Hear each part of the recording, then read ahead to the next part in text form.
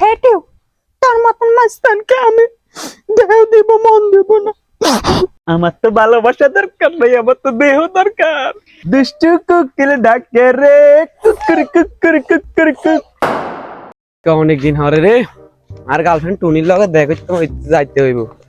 এর লগে অনেকদিন সে ডেয়া টেয়া করি না, চশমা টশমা দিয়ে সুন্দর মতন যাই ঘুরি গাড়ি গাই। আচ্ছা আবুল্লার খবর আছে? আবুল্লারে এখানে কতক্ষণ ধরে খাওয়া করে থইতিছে। আবুল্লা আইও নাকি লাজ? আবুল্লা আইও। আবুল্লারা যদি আমি পিড়ি পাড়ি যে টুনি এলে যে ঘুরতে যাইতে হইব।